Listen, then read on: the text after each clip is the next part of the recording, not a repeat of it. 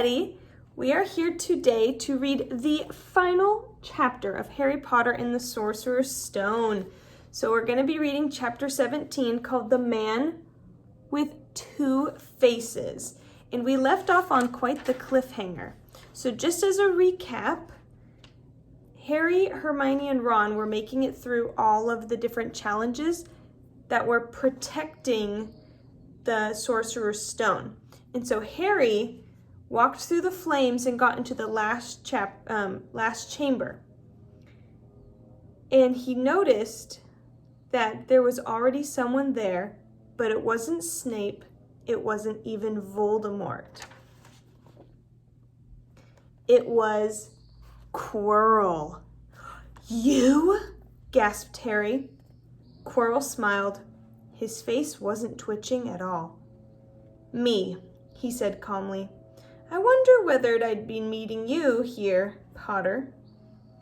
"But I thought Snape." "Severus?" Quirrell laughed, and it wasn't his usual quivering treble either, but cold and sharp. "Yes, Severus does seem the type, doesn't he? So useful to have him swooping around like an overgrown bat. Next to him, who would suspect poor stuttering Professor Quirrell?" Harry couldn't take it in. This couldn't be true. It couldn't.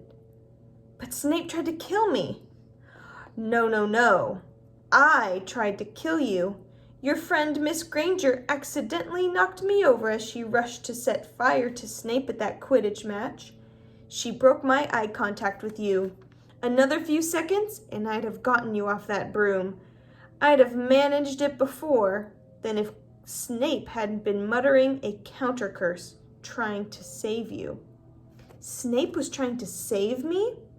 "Of course," said Quirrell coolly. "Why do you think he wanted to referee your next match? He was trying to make sure I didn't do it again. Funny, really. He needn't have bothered.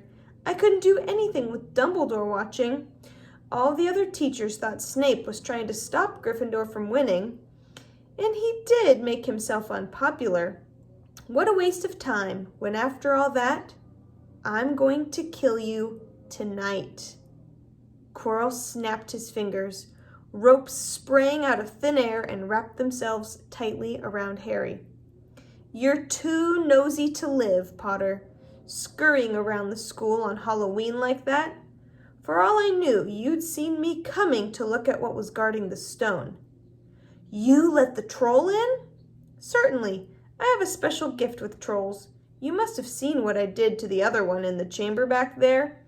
Unfortunately, while everyone else was running around looking for it, Snape, who had already suspected me, went straight to the third floor to head me off. And not only did my troll fail to beat you to death, that three-headed dog didn't even manage to bite Snape's leg off properly. Now, wait quietly, Potter. I need to examine this interesting mirror." It was only then that Harry realized what was standing behind Quirrell. It was the mirror of Erised. "This mirror is the key to finding the stone," Quirrell murmured, tapping his way around the frame. "Trust Dumbledore to come up with something like this. But he's in London. I'll be far away by the time he gets back." All Harry could think of doing was to keep Quirrell talking and stop him from concentrating on the mirror. "I saw you and Snape in the forest," he blurted out. "Yes," said Quirrell idly, walking around the mirror to look at the back. "He was on to me by that time, trying to figure out how far I'd got. He suspected me all along, tried to frighten me, as though he could, when I had Lord Voldemort on my side." Quirrell came back out from behind the mirror and stared hungrily into it. "I see the stone. I'm presenting it to my master. But where is it?" Harry struggled against the ropes binding him, but they didn't give. He had to keep Quirrell from giving his whole attention to the mirror. "But Snape always seemed to hate me so much." "Oh, he does," said Quirrell casually. Heavens, yes. He was at Hogwarts with your father, didn't you know? They loathed each other, but he never wanted you dead. But I heard you a few days ago sobbing. I thought Snape was threatening you. For the first time, a spasm of fear flitted across Quirrell's face. Sometimes, he said, I find it hard to follow my master's instructions. He is a great wizard, and I am weak. You mean he was there in the classroom with you? Harry gasped. He is with me wherever I go, said Quirrell quietly. I met him when I traveled around the world. A foolish young man I was then, full of ridiculous ideas about good and evil. Lord Voldemort showed me how wrong I was. There is no good and evil. There is only power, and those too weak to seek it. Since then, I have served him faithfully, although I have let him down many times. He has to be very hard on me. Quirrell shivered suddenly. He does not forgive mistakes easily.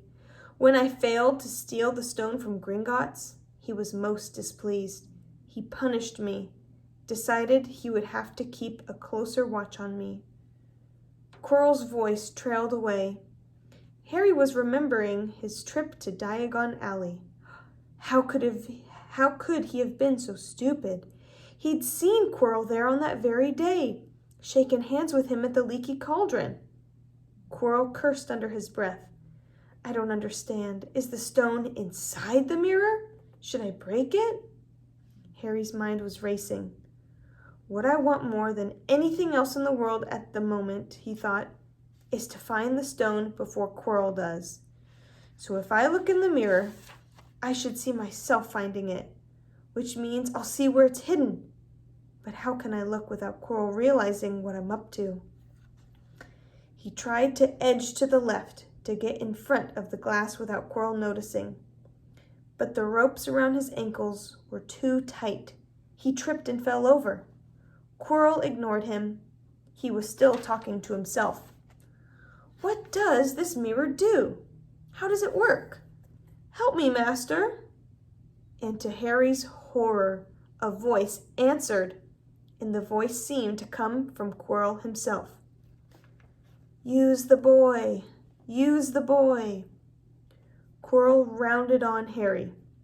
Yes, Potter, come here.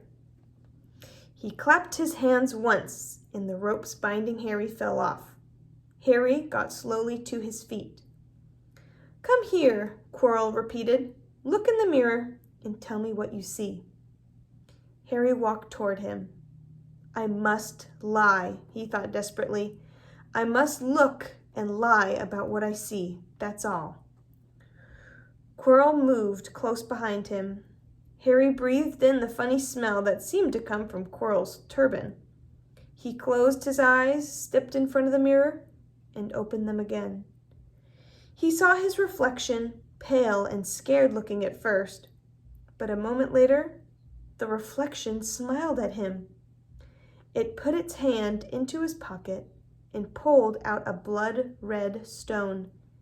It winked and put the stone back in its pocket. And as it did so, Harry felt something heavy drop into his real pocket. Somehow, incredibly, he'd gotten the stone. Well, said Quirrell impatiently, what do you see? Harry screwed up his courage. I see myself shaking hands with Dumbledore, he invented. I've won the House Cup for Gryffindor. Quirrell cursed again. Get out of my way, he said. As Harry moved aside, he felt the Sorcerer's stone against his leg. Dare he make a break for it? But he hadn't walked 5 paces before a high voice spoke, though Quirrell wasn't moving his lips. He lies. He lies. Potter, come back here, Quirrell shouted. Tell me the truth. What did you see? The high voice spoke again. Let me speak to him, face to face. Master, you're not strong enough. I have enough strength for this. Harry felt as if Devil's snare was rooting him to the spot. He couldn't move a muscle. Petrified, he watched as Quirrell reached up and began to unwrap his turban. What was going on? The turban fell away. Quirrell's head looked strangely small without it. Then he turned slowly on the spot. Harry would have screamed, but he couldn't make a sound. Where there should have been a back to Quirrell's head, there was a face, the most terrible face Harry had ever seen. It was chalk white with glaring red eyes and slits for nostrils, like a snake. "Harry Potter," it whispered. Harry tried to take a step backward, but his legs wouldn't move. "See what I have become," the face said. "Mere shadow and vapor. I have form only when I can share another's body. But there have always been those willing to let me into their hearts and minds. Unicorn blood has strengthened me these past weeks. You saw faithful Quirrell drinking it for me in the forest. And once I have the elixir of life, I will be able to create a body of my own. Now, why don't you give me that stone in your pocket?" So he knew. The feeling suddenly surged back into Harry's legs. He stumbled forward. "Don't be a fool," snarled the face. "Better save your own life and join me, or you'll meet the same end as your parents. They died begging me for mercy." "Liar!" Harry shouted suddenly. Quirrell was walking backward at him so that Voldemort could still see him. The evil face was now smiling. "How touching," it hissed. "I always value bravery. Yes, boy, your parents were brave. I killed your father first, and he put up a courageous fight. But your mother needn't have died. She was trying to protect you. Now, give me the stone, unless you want her to have died in vain." "Never!" Harry sprang toward the flame door, but Voldemort screamed, "Seize him!" And the next second, Harry felt Quirrell's hand close on his wrist. At once, a needle-sharp pain seared across Harry's scar. His head felt as though it was about to split in two. He yelled, struggling with all his might, and to his surprise, Quirrell let go of him. The pain in his head lessened. He looked around wildly to see where Quirrell had gone. He saw him hunched in pain, looking at his fingers. They were blistering before his eyes. "Seize him! Seize him!" shrieked Voldemort again, and Quirrell lunged, knocking Harry clean off his feet, landing on top of him, both hands around Harry's neck. Harry's scar was almost blinding him with pain, yet he could see Quirrell howling in agony. "Master, I cannot hold him! My hands, my hands!" And Quirrell, though pinning Harry to the ground with his knees, let go of his neck and stared, bewildered, at his own palms. Harry could see they looked burned, raw, red, and shiny. "Then kill him, fool, and be done," screeched Voldemort.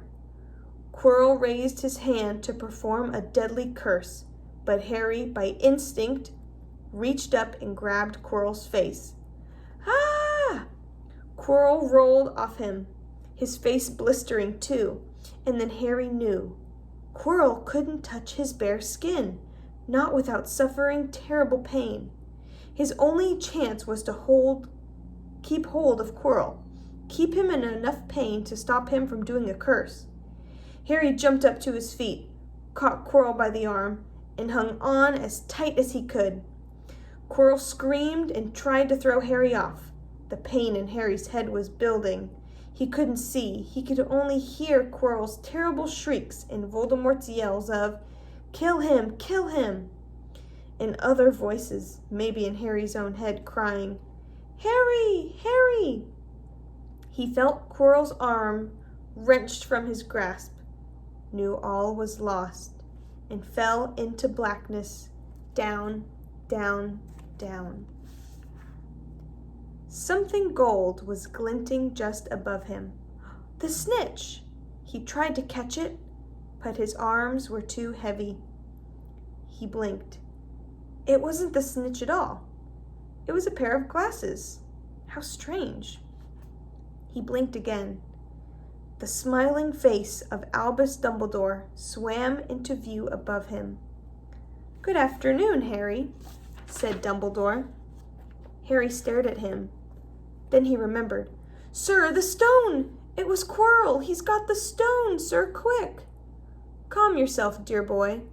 You are a little behind the times," said Dumbledore. "Quirrell does not have the stone." "Then who does, sir?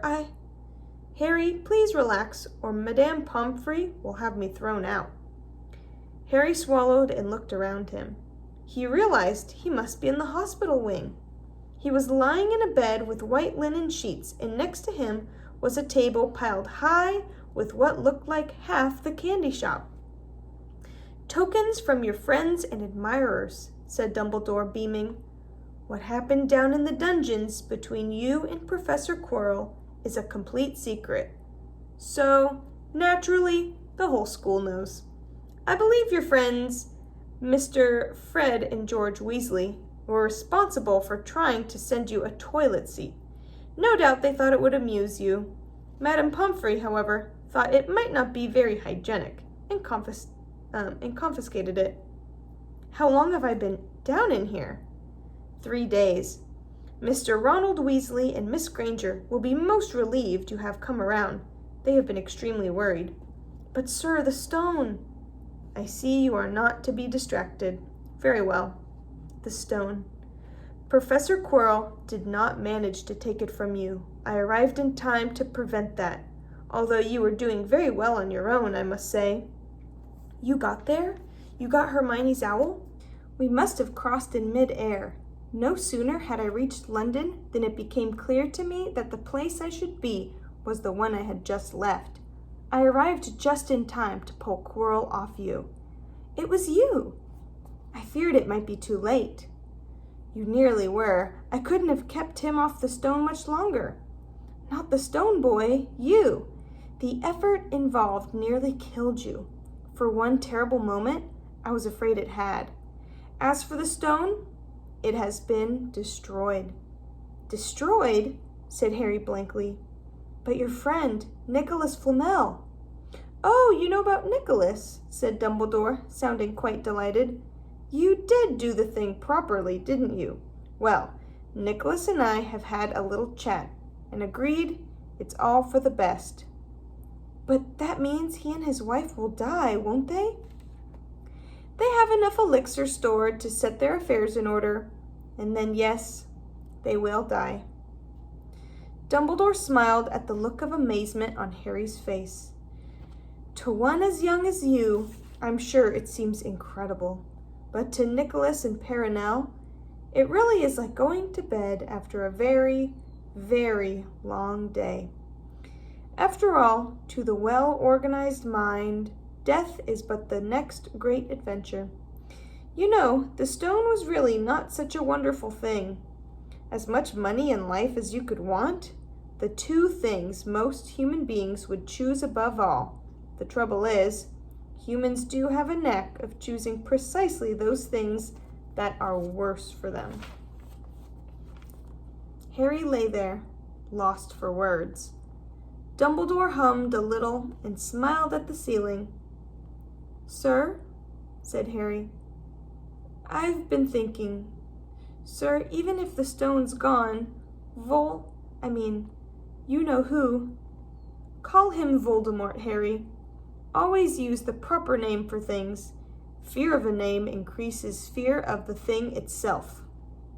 "Yes, sir. Well, Voldemort's going to try other ways of coming back, isn't he? He hasn't gone, has he?" "No, Harry, he is not. He is still out there somewhere, perhaps looking for another body to share. Not being truly alive, he cannot be killed. He left Quirrell to die. He shows just as little mercy to his followers as his enemies. Nevertheless, Harry, while you have only delayed his return to power, it will merely take someone else who is prepared to fight what seems a losing battle next time. And if he is delayed again and again, why, he may never return to power." Harry nodded but stopped quickly, because it made his head hurt. Then he said, "Sir, there are some other things I'd like to know, if you can tell me. Things I want to know the truth about." "The truth," Dumbledore sighed. "It is a beautiful and terrible thing, and therefore should be treated with great caution. However, I shall answer your questions unless I have a very good reason not to, in which case I beg you'll forgive me. I shall not, of course, lie." "Well, Voldemort said that he only killed my mother because she tried to stop him from killing me. But why would he want to kill me in the first place?" Dumbledore sighed very deeply this time. "Alas, the first thing you ask me, I cannot tell you. Not today, not now. You will know one day. Put it in your mind for now.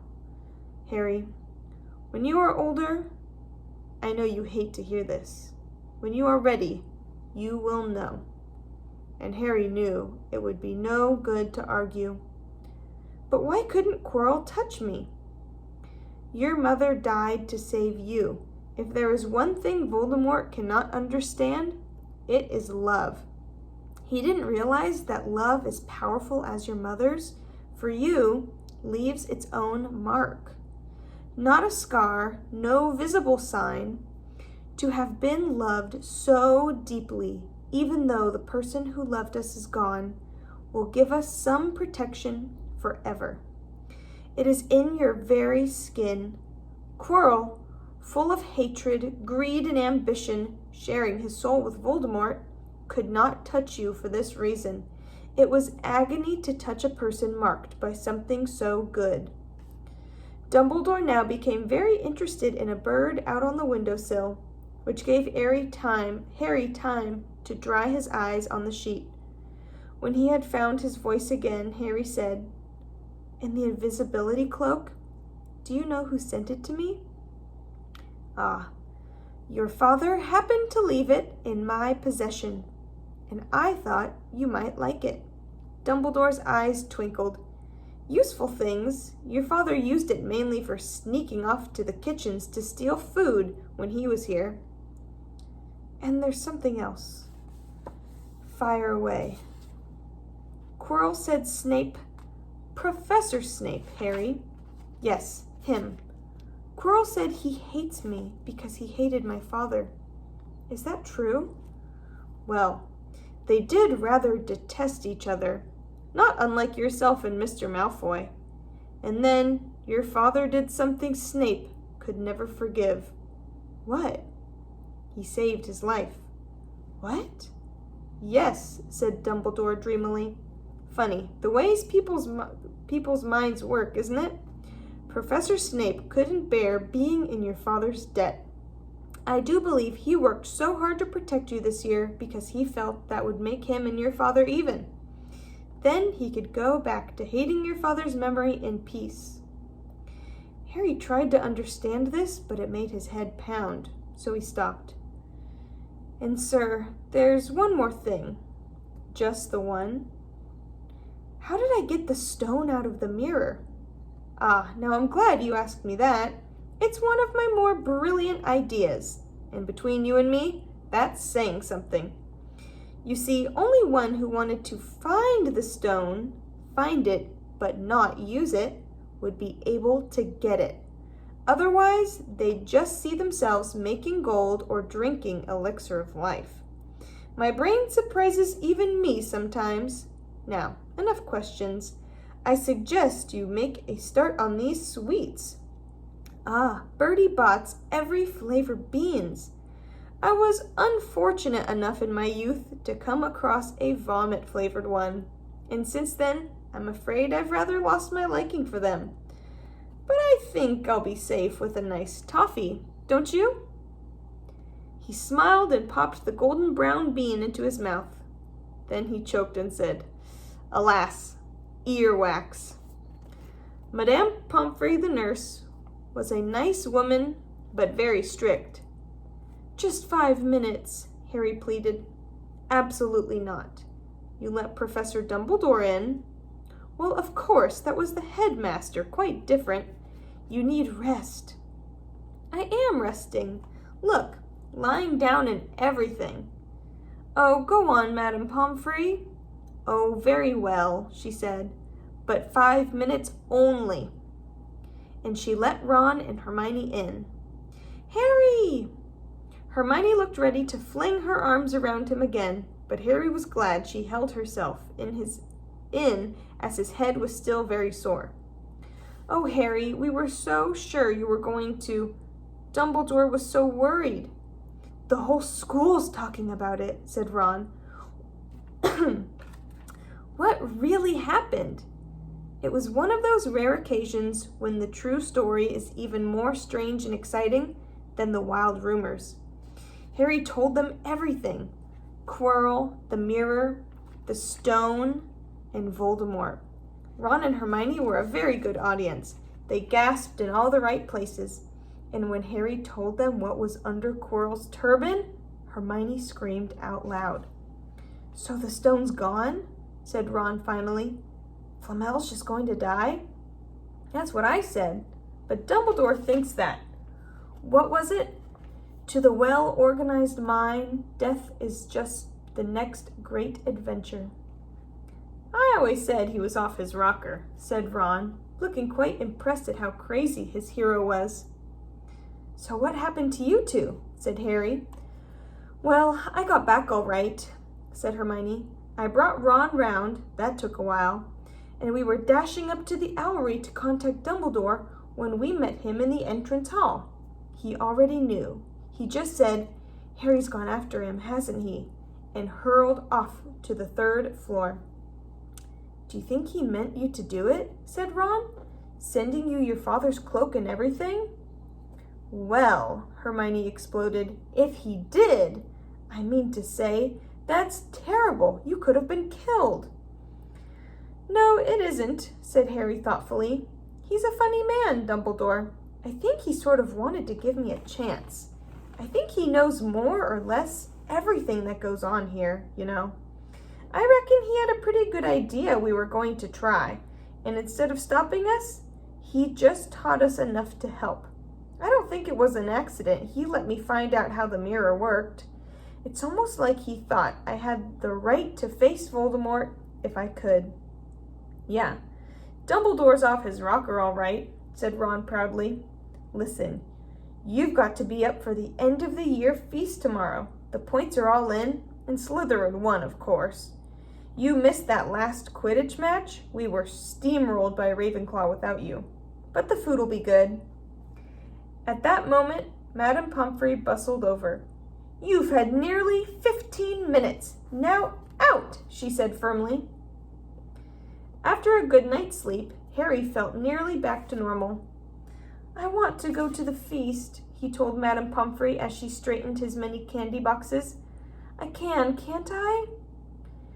Professor Dumbledore says you are to be allowed to go," she said stiffly, as though in her opinion, Professor Dumbledore didn't realize how risky feasts could be. "And you have another visitor." "Oh, good," said Harry. "Who is it?" Hagrid sidled through the door as he spoke. As usual, when he was indoors, Hagrid looked too big to be allowed. He sat down next to Harry, took one look at him, and burst into tears. "It's all my ruddy fault," he sobbed, his face in his hands. "I told the evil Git how to get past Fluffy. I told him. It was the only thing he didn't know, and I told him. You could have died. All for a dragon egg. I'll never drink again. I should be chucked out and made to live as a muggle." "Hagrid," said Harry, shocked to see Hagrid was shaking with grief and remorse, great tears leaking down into his beard. "Hagrid, he'd have found out somehow. This is Voldemort we're talking about. He'd have found out even if you hadn't told him." "You could have died," sobbed Hagrid. "And don't say the name." "Voldemort!" Harry bellowed, and Hagrid was so shocked he stopped crying. "I've met him, and I'm calling him by his name. Please cheer up, Hagrid. We saved the stone. It's gone. He can't use it. Have a chocolate frog. I've got loads." Hagrid wiped his nose on the back of his hand and said, "That reminds me. I've got you a present." "It's not a stoat sandwich, is it?" said Harry anxiously, and at last Hagrid gave him a weak chuckle. "Nah, Dumbledore gave me the day off yesterday to fix it. Course, he should have sacked me instead. Anyway, got you this." It seemed to be a handsome, leather-covered book. Harry opened it curiously. It was full of wizard photographs. Smiling and waving at him from every page were his mother and father.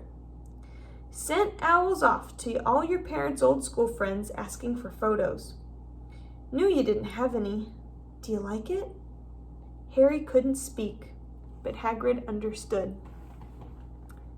Harry made his way down to the end-of-year feast alone that night. He had been held up by Madame Pomfrey's fussing about, insisting on giving him one last checkup, so the great hall was already full.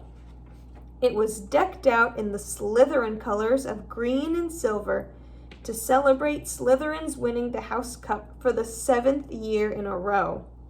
A huge banner showing the Slytherin serpent covered the wall behind the high table. When Harry walked in, there was a sudden hush, and then everybody started talking loudly at once.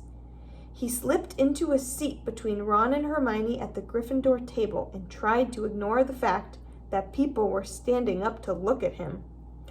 Fortunately, Dumbledore arrived moments later. The babble died away. "Another year gone," Dumbledore said cheerfully, "and I must trouble you with an old man's wheezing waffle before we sink our teeth into our delicious feast. What a year it has been! Hopefully your heads are all a little fuller than they were. You have the whole summer ahead of you to get them nice and empty before next year starts.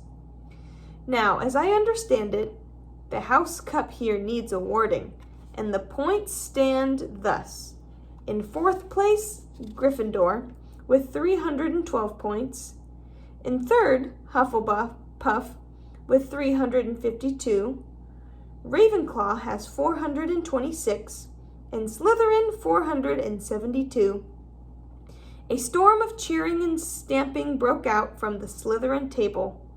Harry could see Draco Malfoy banging his goblet on the table. It was a sickening sight. Yes, well done, Slytherin," said Dumbledore.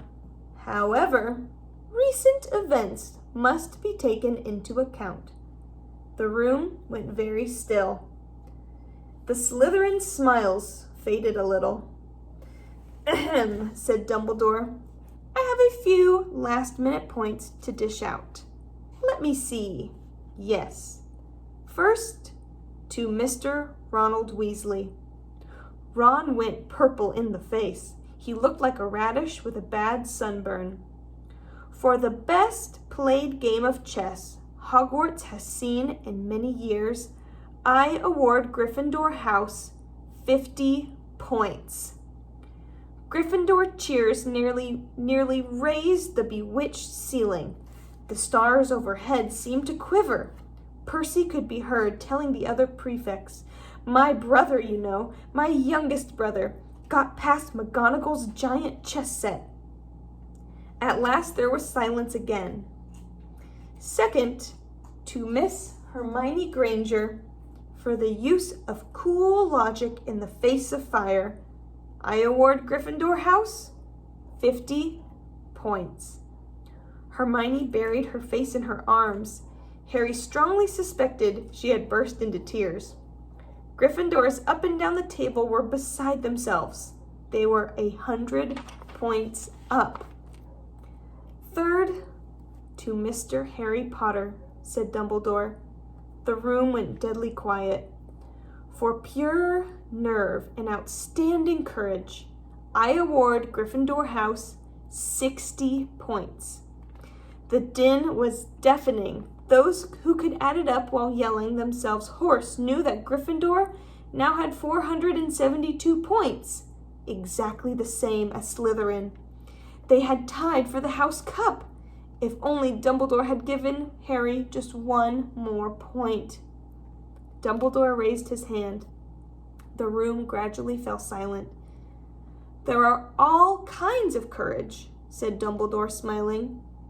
It takes a great deal of bravery to stand up to our enemies, but just as much to stand up to our friends. I therefore award 10 points to Mr. Neville Longbottom. Someone standing outside the Great Hall might have thought some sort of explosion had taken place. So loud was the noise that erupted from the Gryffindor table. Harry, Ron, and Hermione stood up to yell and cheer as Neville, white with shock, disappeared under a pile of people hugging him. He had never worn so much as a point for Gryffindor before. Harry, still cheering, nudged Ron in the ribs and pointed at Malfoy, who couldn't have looked more stunned and horrified if he'd just had the body-bind curse put on him. Which means, Dumbledore called over the storm of applause, for even Ravenclaw and Hufflepuff were celebrating the downfall of Slytherin. We need a little change of decoration. He clapped his hands. In an instant, the green hangings became scarlet and the silver became gold. The huge Slytherin serpent vanished and a towering Gryffindor lion took its place.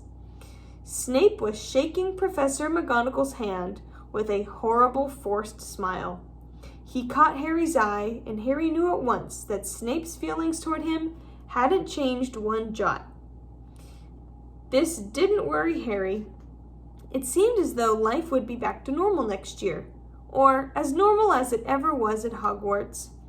It was the best evening of Harry's life, better than winning at Quidditch, or Christmas, or knocking out mountain trolls. He would never, ever forget tonight. Harry had almost forgotten that the exam results were still to come, but they did. To their great surprise, both he and Ron passed with good marks. Hermione, of course, had the best grades of the first years. Even Neville scraped through, his good herbology mark making up for his abysmal potions one. They had hoped that Goyle, who was almost as stupid as he was mean, might be thrown out, but he had passed too. It was a shame, but as Ron said, you couldn't have everything in life. And suddenly their wardrobes were empty, their trunks were packed. Neville's toad was found lurking in a corner of the toilets. Notes were handed out to all the students, warning them not to use magic over the holidays.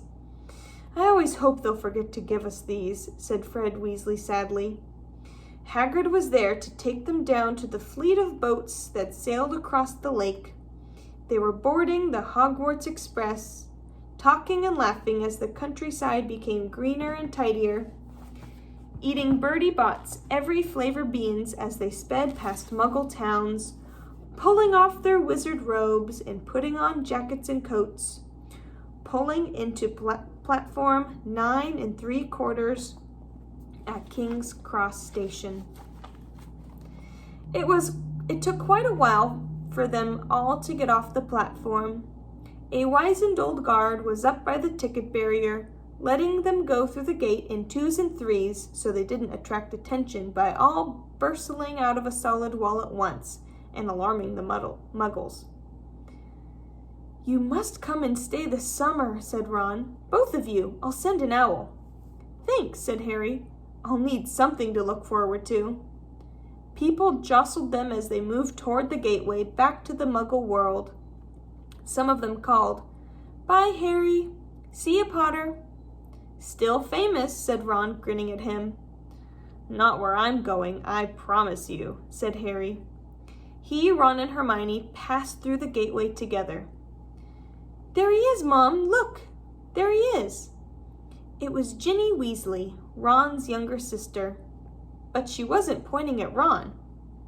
"Harry Potter!" she squealed. "Mom, look! I can see—" "Be quiet, Ginny, and it's rude to point." Mrs. Weasley smiled down at them. "Busy year?" she said. "Very," said Harry. "Thanks for the fudge and the sweater, Mrs. Weasley." "Oh, it was nothing, dear." "Ready, are you?" It was Uncle Vernon, still purple-faced, still mustached, still looking furious at the nerve of Harry, carrying a large owl in a cage at a station full of ordinary people. Behind him stood Aunt Petunia and Dudley, looking terrified at the first sight of Harry. "You must be Harry's family," said Mrs. Weasley. "In a manner of speaking," said Uncle Vernon. "Hurry up, boy. We haven't got all day." He walked away. Harry hung back for a last word with Ron and Hermione. "See you over the summer, then." "Hope you have a good holiday," said Hermione, looking uncertainly after Uncle Vernon, shocked that anyone could be so unpleasant. "Oh, I will," said Harry, and they were surprised at the grin that was spreading over his face. "They don't know we're not allowed to do magic at home. I'm going to have a lot of fun with Dudley this summer." And that is the end of our story. If you are planning on continuing to read this series, the next one is Harry Potter and the Chamber of Secrets. Oh my gosh, I can't believe we finished the book. I am so happy I got to share this with you, and I really hope you enjoyed it.